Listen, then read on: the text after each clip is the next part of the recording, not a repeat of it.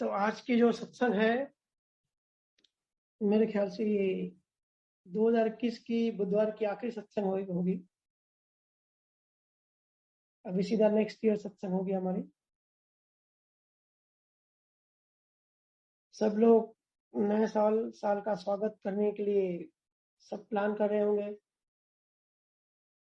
कुछ लोग पार्टीज की सोच रहे होंगे, कुछ लोग बाहर जाके फर्स्ट ईयर का वेलकम करने के प्लान कर रहे होंगे। हमारे मुंबई में तो बहुत सारी पार्टीज होते हैं।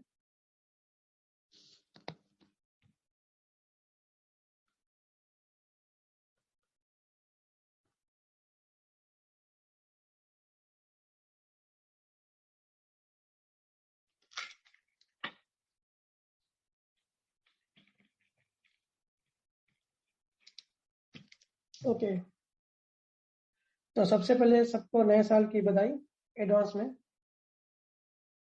कुछ जी रिक्वेस्ट कर रहे थे कि 31 को ही 5-10 मिनट का जूम पे आके सत्संग करें, पर उस टाइम शायद संजोग नहीं बने, इसलिए।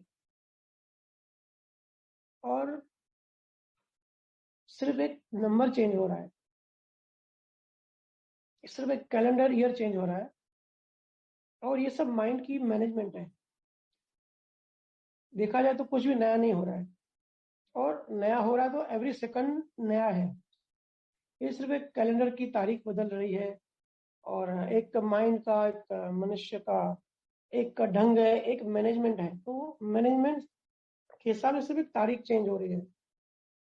तो इसमें पता नहीं क्यों लोगों को इतनी एक्साइटमेंट होती है कि बहुत बड़ी बात हो जाती है, या बहुत बड़ी, जैसे नया साल आया तो बहुत बड़ी अचीवमेंट हो गई। इतने लोग प्लानिंग करते हैं और इतनी पार्टीज वगैरह सब सोचते हैं, और बहुत ज़्यादा एक्साइटमेंट रहती है। ये मुझे आज तक समझ में नहीं आया कि इसमें नया क्या होता है, क्योंकि हर दिन नया होता है, हर महीना नया होता है, हर हफ्ता नया होता है, हर एक जो नेक्स्ट जो घंटा होता है उसमें हमको पता नहीं होता क्या होने वाला है। तो हमारे लिए तो हर चीज़ नहीं होती है। ठीक है। हाँ, ये है कि कुछ लोग नए साल का रिजोल्यूशन लिखते हैं, या मन में प्रण करते हैं कि अभी जो जो गलतियां करी इस साल में वो नेक्स्ट ईयर नहीं करेंगे। तो ये अच्छी बात है। इसको ही कहते हैं चिंतन मनन। जो गुरु जी हमेशा कहते हैं ना कि थोड़ा बैठो, थोड़ा, जो हमारी एक रेस वाली लाइफ है, सुबह से रात तक जो हम भागते रहते हैं, उस भागने से थोड़ा ब्रेक लो, थोड़ा बैठो, थोड़ी सांस लो, थोड़ा रिसर्च करो, थोड़ा चिंतन मनन करो कि आज पूरे दिन में क्या किया, क्या क्या घटनाएं हुई, उससे हमने क्या सीखा, कौन से संजोग आए, भारी वाले आए या तो नॉर्मल आए, हमारे ऊपर मन चढ़ गया कि हम मन के ऊपर चढ़ गए, कितनी परसेंटेज में हम जागृत रहे। जैसे हम दिन का पूरा ये अवलोकन करते हैं ना, वैसे ही पूरे साल का भी एवरी ईयर करना चाहिए कि पूरे साल में अभी क्या क्या हुई और क्या क्या गलतियां करी, जो नेक्स्ट ईयर में हम इम्प्रूव करते हैं, इम्प्रूवमेंट करनी चाहिए। और बेस्ट होता है कि डायरी पेन और डायरी लेके 31 को टाइम वेस्ट करने से बेटर लिख लें कि 2021 में या इस साल में हमने इतना ज्ञान समझा था, हमारी हमारी ये बातें समझ में आई थी, और अभी नेक्स्ट ईयर और थोड़ा चिंतन मनन किस तरीके से करेंगे। या हम बहुत सारा टाइम अगर वेस्ट कर रहे हैं कहीं पे, पंचायत करते हैं या कुछ गलतियां कर रहे हैं जो कि मोक्ष की डायरेक्शन में हमको बाधक है, हमको वो ज्ञान में ज्ञान के डायरेक्शन में आगे बढ़ने में हमारे लिए बाधक है, तो उसको कोशिश करनी चाहिए कि उसको ब्रेक करना चाहिए। और जो टाइम है, क्योंकि श्वासें गिनी हुई है, टाइम है, उसको सही सही डायरेक्शन में चलाना चाहिए। तो ऐसी कौन सी चीज़ें हैं वो थोड़ा सॉर्ट आउट करेंगे उसको, कि ये चीज़ें नहीं करेंगे, और उसकी जगह संतों की किताबें पढ़ेंगे, किसी संत से ज्ञान चर्चा करेंगे, भजन सुमरन करेंगे, थोड़ा मोक्ष की डायरेक्शन में कैसे हम आगे बढ़ें उस पर थोड़ा सा ध्यान दें। क्योंकि साल नया है और हम अगर पुराने हैं तो कुछ भी नहीं बदलेगा। हम वैसे के वैसे ही हैं, वैसे ही अज्ञानी, वैसे ही अज्ञान की परतें, वैसे ही मोह में उलझे हैं, वैसे ही जीतना चाह रहे हैं दुनिया को। हमारा मन किसी चीज को सहन नहीं करता। अगर हम वैसे के वैसे ही हैं तो हमारे लिए कुछ भी नया नहीं है। ठीक है, तो लास्ट डे पे थोड़ा सा बैठ के चिंतन मनन जरूर करें कि क्या गलतियां करी, क्या हुआ सिचुएशन। अभी देखो, इस साल मुझे बहुत सारे लोगों ने, हालांकि मैंने पहले भी कहा था कि 2021 बहुत सारे लोगों के जीवन में बहुत बड़ा उथल पुथल लेके आया है। आप सब भी अगर ऑब्जर्व करेंगे तो आप सबके लाइफ में भी 2021 में बहुत उथल पुथल भरा रहा। क्योंकि कुदरत का एक सिस्टम होता है, जिसको कहते हैं कलेक्टेड कलेक्टेड जो प्रारब्ध कर्म होता है ना। जैसे दुनिया में कोई महामारी आ गई जो चली रही है 2 सालों से इस प्रेजेंट टाइम में, या कभी प्लेन क्रैश हो जाता है जिसमें सामूहिक बहुत सारे लोग एक साथ मर जाते हैं, या बहुत बड़ा एक्सीडेंट हो जाता है, या नेचुरल क्लाइमेट आ जाती है, तो उसको कुदरत की कैलकुलेशन होती है कि एक साथ कलेक्टेड, मतलब सबका जो भारी प्रारब्ध कर्म होता है वो सबको एक साथ मिला के एक साथ रिलीज होता है। तो कुदरत की अपनी कैलकुलेशन होती है, उनका उसका अपना ढंग होता है। ठीक है, तो वो जो 2021 में ऐसा टाइम था, इसको ज्योतिष लोग राहु काल भी बोलते हैं। और पहले से ही कुछ लोग प्रेडिक्ट कर रहे थे कि कुछ तो बुरा होने वाला है 2021 में।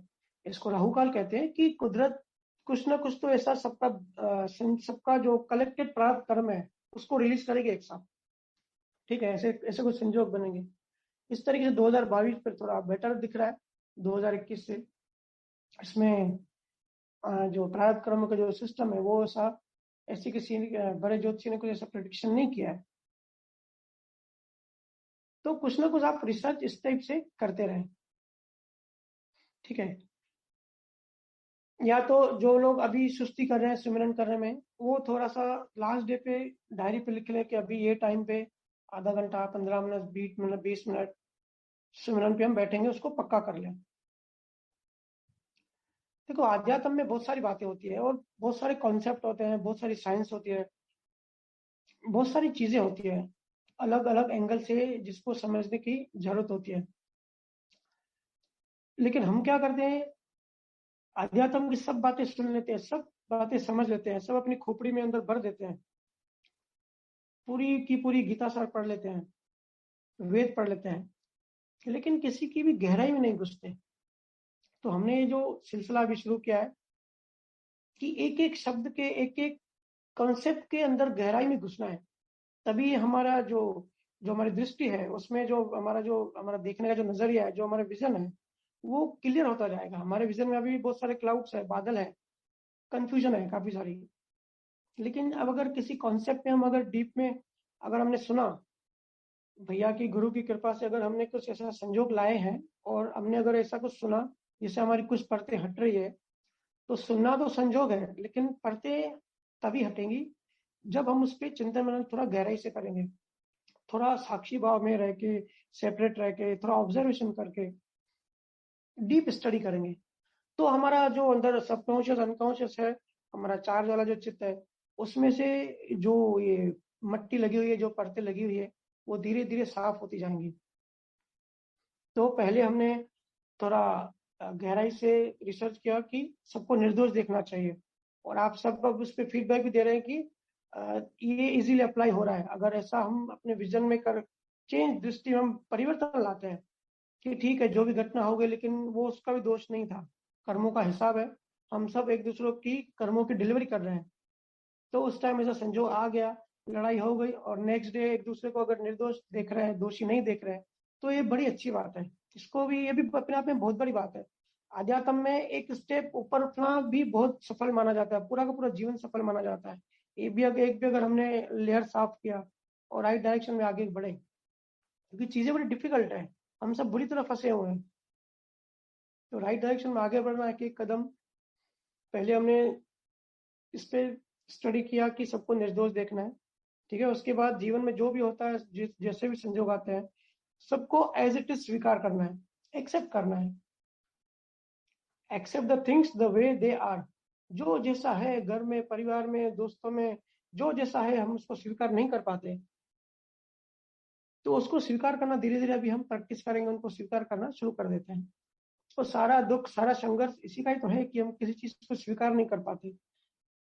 लेकिन अगर हमने किसी को एक्सेप्ट कर लिया, फिर हमारा अंदर का संघर्ष खत्म हो जाता है कम से कम। अंदर हम रिलैक्स हो जाते हैं जब हमको लॉ ऑफ कर्मा का हमारी दृष्टि में जब ये सेट हो जाती है बात। ठीक है, आज हम थोड़ी बात करेंगे झुकने की, कि झुकना जरूरी जरूरी क्यों है। जो भी पहुंचे हुए ज्ञानी पुरुष होते हैं या जो भी संत होते हैं, आप उनका देखोगे ना, नेचर में एक झुकाव होता है। हालांकि जो उनका आप सब कहेंगे उनका नेचर, तो फिर ये तो बाहर की पर्सनैलिटी हो गई, तो वो तो डिस्चार्ज है। तो डिस्चार्ज में अगर कोई ऐसी पर्सनैलिटी लाया है तो मतलब पिछले जन्मों में चार्ज भी वैसा किया होगा ना। ठीक है, तो हम तो इतने ज्ञानी है नहीं कि हम किसी के पिछले जन्म देख पाए, लेकिन उसकी पर्सनैलिटी देख के थोड़ा बहुत आइडिया आ जाता है कि इसका जो गुण है वो जरूर पिछले जन्म में से वो चार्ज करते आया होगा। और ये भी बहुत बड़ा, अपने आप में बहुत बड़ा कॉन्सेप्ट है। मैंने कहा ना, आध्यात्म में हर एक चीज अपने आप में एक रहस्य है। जितना घुसेंगे, जितना अंदर जाएंगे, उतना समझेंगे। कबीर साहब ने कहा है ना, जिन खोजा तिन पाइया, गहरे पानी पैठ, मैं बपूरा बूढ़न डरा, रहा किनारे बैठ। कबीर साहब कह रहे हैं कि जो समुद्र में गहरे उतरे उन्होंने पा लिया, और मैं डर के मारे किनारे पे ही बैठा रहा कि अंदर जाऊं कि नहीं, अंदर जाऊं कि नहीं, और मैंने कुछ भी नहीं पाया। मैं डर के मारे किनारे पर ही बैठा रहा, और उन्होंने पाया जो पानी में गहरे गए। तो एक एक चीज को हमको गहराई से, ये तो हम ठीक है एक हफ्ता सत्संग सुन लेंगे, या कभी 15 दिन में, 1 महीने में एक बार सुन लिया, या सुन के फिर दूसरे दिन हम भूल गए, अपने अपने काम धंधे में लग गए, तो हमारा जीवन ऐसे ही चलेगा। लेकिन जिनको रियल में स्पिरिचुअलिज्म में ये इंटरेस्ट है, रहस्य खोजने में जिनको रुचि है, जिनको मुक्ति पाना है, जिनको मोक्ष पाना है, वो फिर गहराई में जाते हैं। ऐसे सुन के तो हम भी रोज से सब सुनते ही हैं, लेकिन किसी चीज को पकड़ के उस पर हम जब रिसर्च करते हैं, ठीक है, और ऐसा नहीं है कि किसी के पास टाइम नहीं है। मुझे बहुत जीव कहते हैं कि भैया भजन करने का भी टाइम नहीं मिलता, या दूसरी चीजें आप बोलते हो ज्ञान अप्लाई करो, या तो बुक्स पढ़ो, इनका टाइम कहाँ है। तो मैं कहता हूँ टाइम सबके पास है, करना है जो टाइम है, और जिसको नहीं करना उसके पास बहाने होते हैं। टाइम सब निकाल सकते हैं अपने आप से। हम सब पूछे कि टाइम किसी चीज के लिए हम निकाल सकते हैं कि नहीं निकाल सकते। सिर्फ प्रायोरिटी की बात होती है, ये वो ऑटोमेटिक होता है। जिस चीज को हम प्रायोरिटी देते हैं ना, ऑटोमेटिकली उसके लिए हम टाइम निकाल देते हैं, और जिसको लीस्ट प्रायोरिटी देते हैं उसके लिए टाइम ही नहीं होता। तो जब हम कहते हैं ना कि भाई मुझे टाइम ही नहीं मिलता, मतलब वो झूठ बोल रहा है। स्टेटमेंट चेंज कर दिया, उसका मतलब ये बोल रहा है कि ये चीज के लिए ये मेरी प्रायोरिटी लास्ट में है, मेरी फर्स्ट प्रायोरिटी नहीं है। तो स्पिरिचुअलिज्म में जिनको इंटरेस्ट है उनको टाइम ही टाइम है, क्योंकि दूसरे काम छोड़ के भी लग जाते हैं। ठीक है, बाकी जिनको इंटरेस्ट नहीं है तो फिर बहाने होते हैं, मैं इधर गया, मैं उधर गया। हमारे गुरु जी तो अपनी दुकान में बैठ के सत्संग करते हैं, जो कि इम्पॉसिबल होता है। इंटरेस्ट की बात होती है, रुचि की बात होती है। ठीक है, तो झुकने से क्या होता है, देखो सारा जो संघर्ष है, सारी जो लड़ाइयाँ होती है दिन भर में, देखेंगे ना, मोस्टली इसके लिए होती है कि हम चाहते हैं कि सामने वाला झुके, हम सामने वाले को झुकाना चाहते हैं। अगर हमने किसी चीज में झुक गए और बोल दिया ठीक है भाई तू बड़ा, तो सारा संघर्ष खत्म हो जाता है। लेकिन कोई झुकना नहीं चाहता, क्योंकि अहंकार को बड़ा बड़ा रस मिलता है अगर हमने सामने वाले को, किसी को झुकाया। और हमारी एक प्रवृत्ति रहती है चार्ज वाले मन की, कि हम सबके ऊपर रहें, हम हर बात में जीते। ठीक है, कि हम, इवन ये तो संसार बात हो गई, लेकिन ज्ञान में भी देख रहे हो आजकल कितनी लड़ाइयाँ हो रही है। सब लड़ाई लड़ाई में लगे हुए कि मेरा गुरु बड़ा, मेरा पंथ बड़ा, मेरा ज्ञान बड़ा। झुकने के लिए कोई तैयारी नहीं है। जो सबसे बेसिक चीज है, स्पिरिचुअलिज्म में वही आगे बढ़ता है, ज्ञान में वही आगे बढ़ता है, जो नेचुरली झुकना आता है जिसको, कि भाई तू बड़ा। क्योंकि स्पिरिचुअलिज्म मतलब और कुछ नहीं है। स्पिरिचुअलिज्म हर दुनिया में जितने भी धर्म है, पंथ है, भक्ति है, सारे संतों का एक ही चीज है कि कैसे भी चार्ज वाला जो अहंकार है उसको गलाना, उसको खत्म करना। सबका एक ही काम है।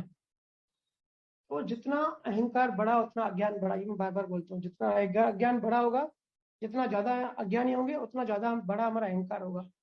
इसका उल्टा है, जितना हमारे अहंकार को चोट पहुंचेगी, जितना हम अहंकार जितना कम होगा, उतना हम ज्यादा झुकना सीखेंगे, झुकना आएगा हमको। जो झुकेगा उसका अहंकार टूटता जाएगा, मतलब चीजें स्वीकारते जाएंगे, उतना हम फिर ज्ञान में आगे बढ़ते जाएंगे। जीतने की जो प्रवृत्ति है ना, वो बहुत बुरी है स्पिरिचुअलिज्म में। इसके लिए यही कारण है कि आज सोशल मीडिया पे देखो सबकी फाइट हो रही है आपस में। कि मैं बड़ा। लिखने में वो बातें बड़ी बड़ी होती हैं, उनकी उनके आर्टिकल्स बड़े बड़े होते हैं, लेकिन बात वही होती है कि भाई मेरी बात ही सही है। ठीक है, जीत जीत की जो हमारी जो कोशिश होती है ना, देखो लाओ त्जू का एक बहुत ही फेमस स्टेटमेंट है। लाओ त्जू ने क्या कहा है कि मुझे कोई हरा नहीं सकता, क्योंकि मैंने जीतने की कोशिश ही नहीं करता, मुझे जीतने की इच्छा ही नहीं है।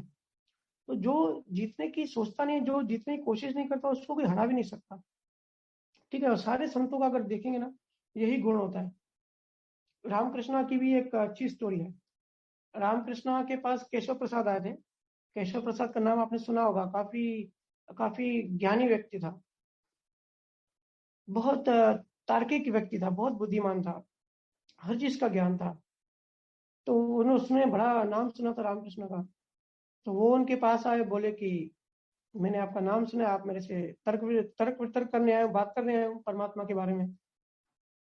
तो रामकृष्ण ने कहा कि ठीक है, आप बताइए।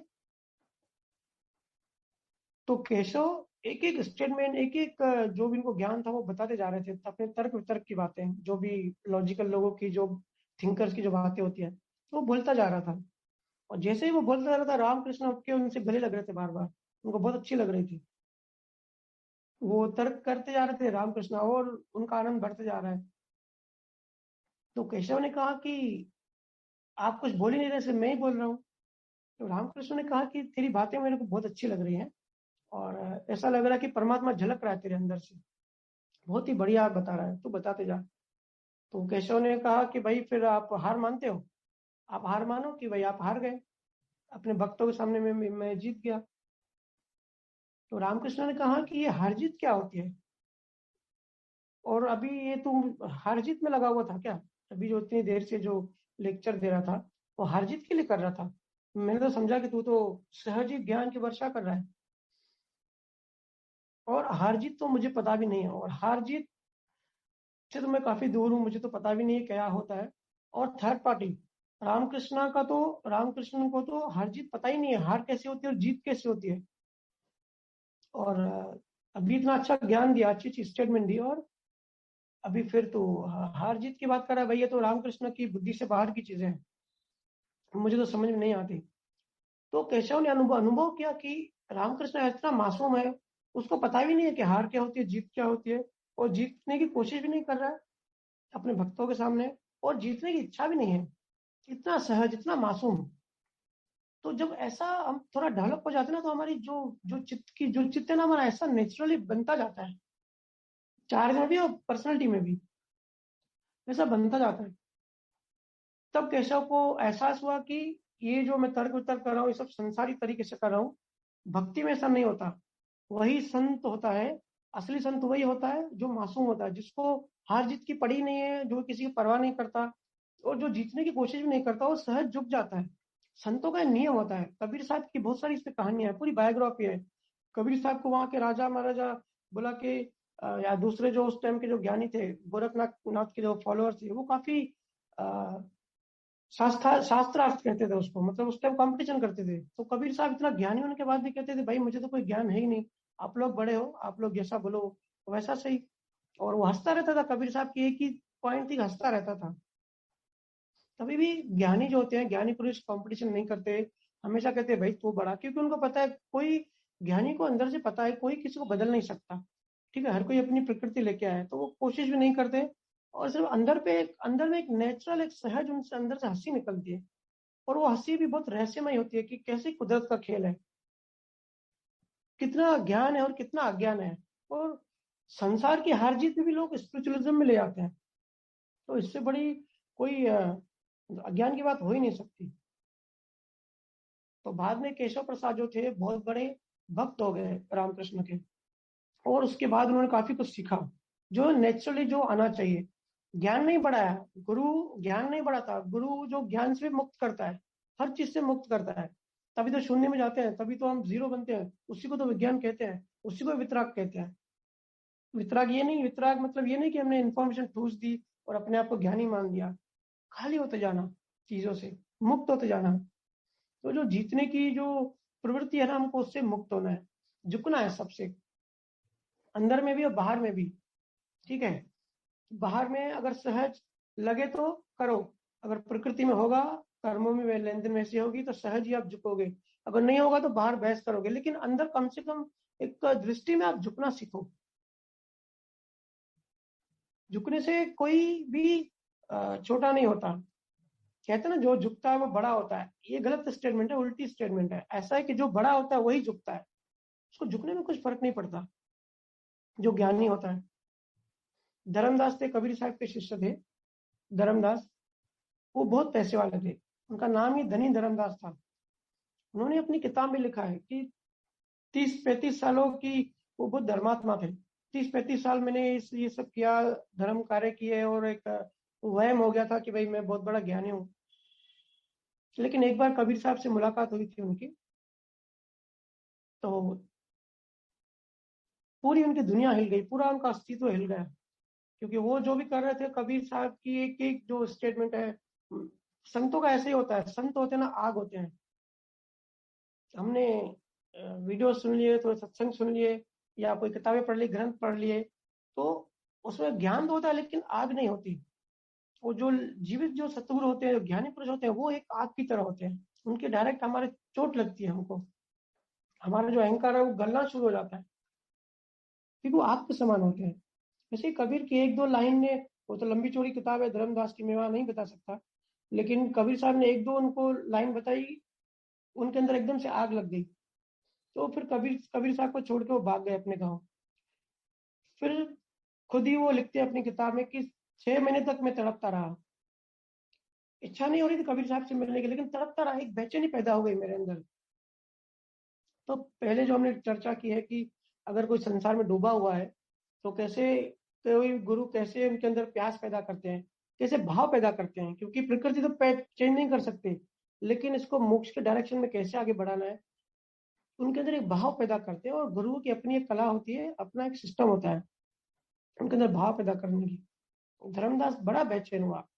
फिर आखिर 6 मंथ बाद वो कबीर साहब को ढूंढने गए वाराणसी, और उनको उनके पास जब गए, तो कबीर साहब ने बोला कि आ गया धनी धर्मदास। उसके बाद ही उसका नाम धनी धर्मदास हुआ। तो धर्मदास ने कहा कि मैं तो और ही कुछ समझता था, लेकिन आपने जो बताई सच्चाई तो और ही कुछ है, तो मुझे बहुत बड़ी चोट लगी है। तो कबीर साहब ने कहा, मैं तेरा ही इंतजार कर रहा था, काफी लेट कर दिया, ठीक है, लेकिन अभी आ गया, तो अभी आध्यात्म की यात्रा शुरू कर। तो कबीर साहब से वो इतने इम्प्रेस हो गए। ठीक है। और एक हम मैं अभी उस दिन भी मैं, हालांकि मैं फेसबुक बहुत कम यूज करता हूँ, लेकिन कभी कभी जो स्पिरिचुअल जो ग्रुप्स होते हैं बहुत सारे, उनमें बड़ी चर्चा होती है और बड़ी लड़ाई होती है, मुझे भी बड़ी हंसी आती है।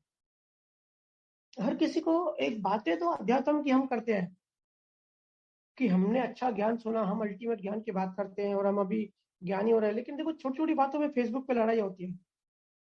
लड़ाई भी ऐसे लड़ते बच्चों की तरह, तो पूरा कॉन्ट्रडिक्ट सिस्टम लगता है। मूर्ति पूजा के विषय में लड़ाई हो रही थी। दो लोग, एक कह रहा था कि मूर्ति पूजा नहीं करनी चाहिए, अंधविश्वास होता है, और दूसरा कह रहा था कि मूर्ति पूजा करनी चाहिए। और इतनी लंबी चौड़ी लड़ाई, पूरा उनका एक दूसरे के ऊपर लिखते जा रहे थे। एक कह रहा था कि आत्मज्ञानी बनो, और दूसरा कह रहा था नहीं, मूर्ति पूजा ही बड़ी है।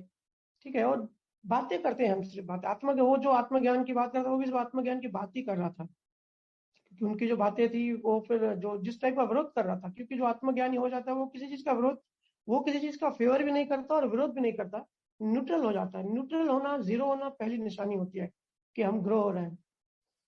किसी भी चीज में अगर हम पक्ष में हैं और उसके विपक्ष में हैं, क्यों ज्ञानी किसी के ना पक्ष में होते हैं ना विपक्ष में होते हैं। ना कहो उससे दोस्ती, ना कहो उससे बैर, कबीर साहब ने कहा है ना।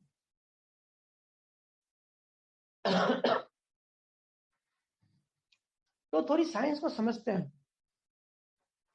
कोई भी भक्ति, किसी भी तरह की भक्ति इस दुनिया में गलत कुछ भी नहीं होता। ठीक है, क्योंकि सब हमारा हमारा ही क्रिएशन है, हमने खुद ही बनाया है। जड़ चेतन से दुनिया बनी, कुदरत बनी हम, और हर किसी का कर्मों की लेन देन के हिसाब से संजोग का भी कॉम्बिनेशन बनता है, तभी एक सिचुएशन बनती है, एक अवस्था बनती है, और अवस्थाओं का कॉम्बिनेशन से पूरी दुनिया चलती है। ठीक है।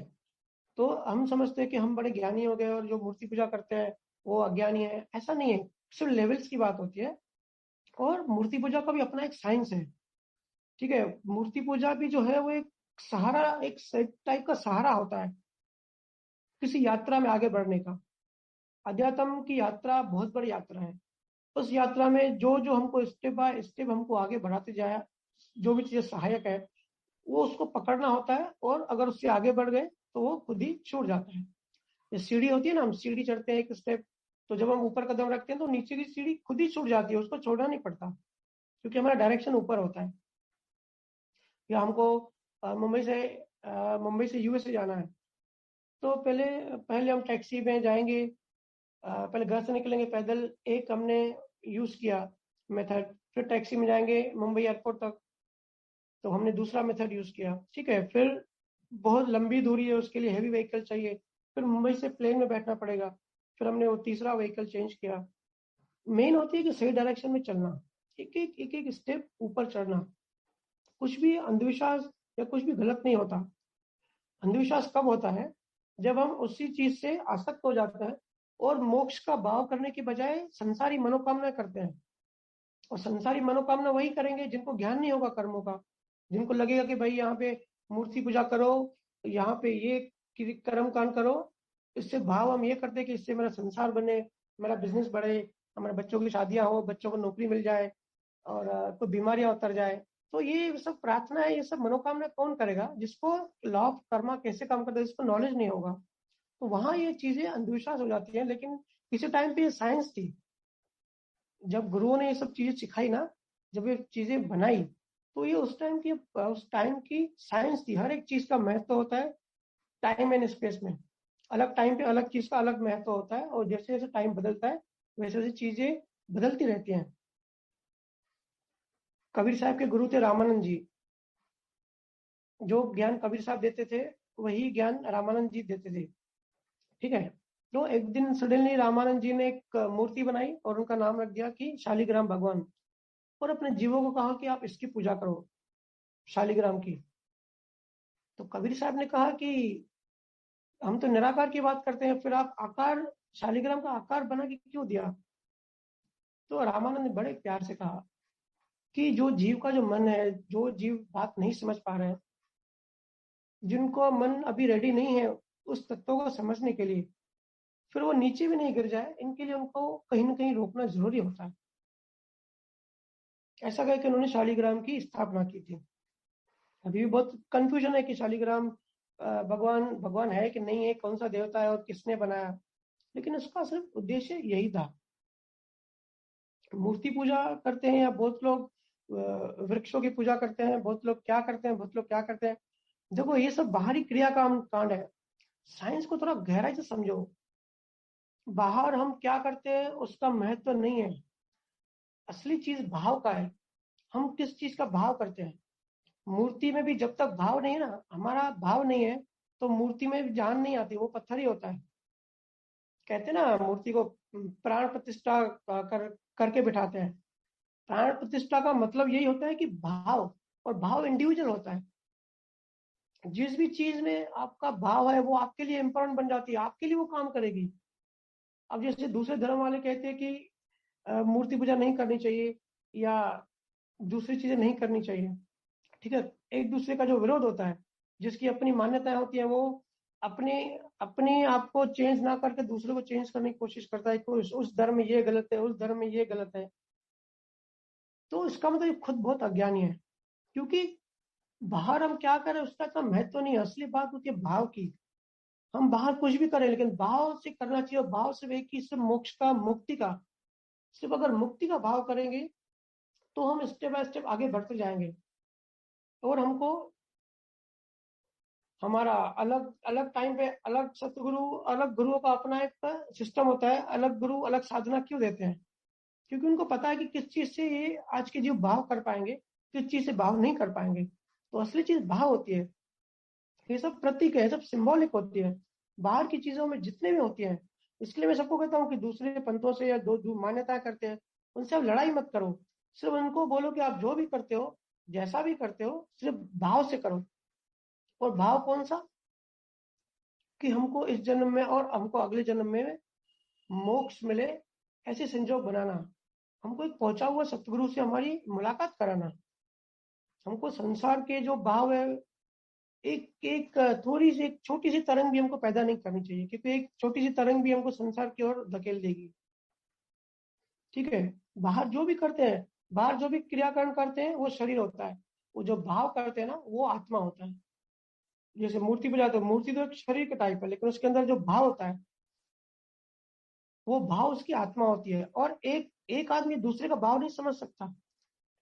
ठीक है, दूसरे धर्म का अगर होगा जो मूर्ति पूजा नहीं करता, और जो मूर्ति पूजा करता है बड़े भाव से करता है, तो वो उसका भाव नहीं समझ सकता। कोई एक दूसरे का भाव नहीं समझ सकता। इसके लिए विरोध नहीं करना चाहिए, क्योंकि वो उसके लिए इंपॉर्टेंट है, आपके लिए इंपॉर्टेंट नहीं है, लेकिन उसके लिए तो इंपॉर्टेंट है। लेकिन ये सब करप्टेड हो गई चीजें। और करप्टेड चीजें क्यों हो गई? क्योंकि टाइम के हिसाब से जो जो समय गुजरता है, फिर जब खास करके जो गुरु होता है, जो ज्ञानी पुरुष होते हैं, वो जब शरीर छोड़ देते हैं, फिर एक पाखंड शुरू हो जाता है। फिर मोक्ष की बीज, और कैसे बीज बनता है, कैसे मोक्ष में हमको आगे बढ़ना है, ऐसा बताने वाला कोई नहीं होता।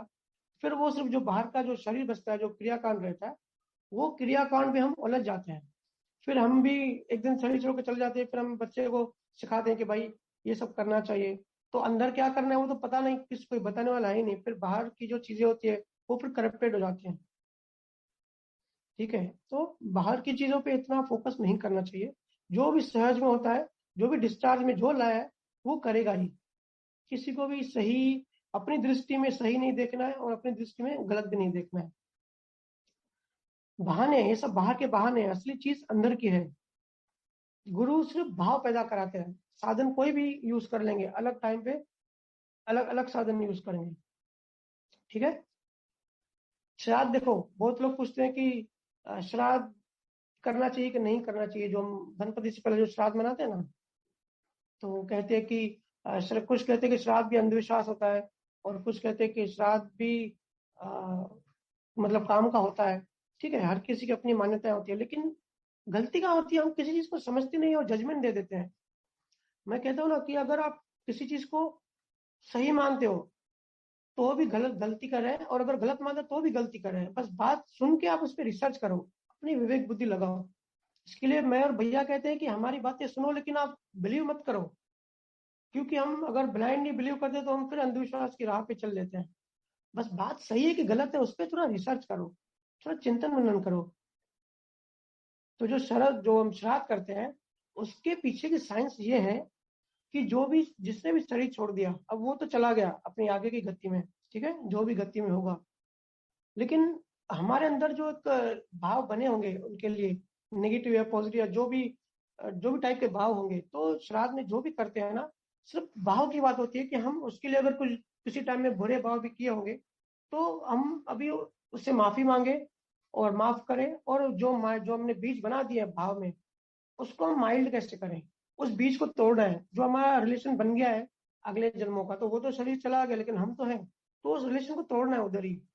जो भी हमने लेन देन बनाई होगी, कर्म बनाए होंगे, क्योंकि आगे वाला तो चला गया, उसका तो कॉज बन गया, वो अपनी गठरी लेके चला गया, लेकिन हमको तो अभी चांस है, अभी तो हम शरीर में हैं। तो माफी मांगे उससे। अगर हम किसी से नफरत करते हैं और उसने शरीर छोड़ दिया, तो जो श्राद्ध आता है ना, उसका मतलब इतना ही होता है कि आप भाव से माफी मांगो और रिलेशन कट करो। जो कनेक्शन बना है ना, उनको तोड़ दो वहीं पर। लेकिन ये भी समय के साथ फिर अंधविश्वास बनते गया, और इसी तरीके से अंधविश्वास सब बन जाते हैं। ठीक है, तो ये जो भी चीज है, इन पे ज्यादा फोकस नहीं करना है। और संसारी मनोकामनाएं, संसारी इच्छाएं, ये सब हमको बिल्कुल नहीं करनी है। और झुकने झुकने पे थोड़ा रिसर्च करना है। सारे संतों ने कहा है, जीसस ने कहा है, जो लास्ट लाइन में खड़ा रहेगा वही मेरे स्वर्ग में सबसे आगे खड़ा रहेगा। ठीक है, सारे संतों की देखेंगे ऐसी इस टाइप की स्टेटमेंट्स हैं। और आप खुद भी अनुभव करेंगे, अगर किसी से लड़ाई झगड़ा है, मन अशांत है, तो चुपचाप जाके झुको ना, माफी मांग लो। फिर हम आर्ग्यू करते हैं कि इसमें मेरी क्या गलती है, अगर मैं क्यों झुकूं, वो झुके ना। और सामने वाला भी यही सोचता है कि मेरी क्या गलती। तो भाई गलती, अगर ये चीज पकड़ के बैठेंगे तो सामने वाला तो अज्ञानी है, लेकिन हमको तो अभी गुरु है, हमको तो ज्ञान मिल रहा है। तो कम से कम हम अपनी शांति करें, वो तो हमारी जिम्मेदारी है।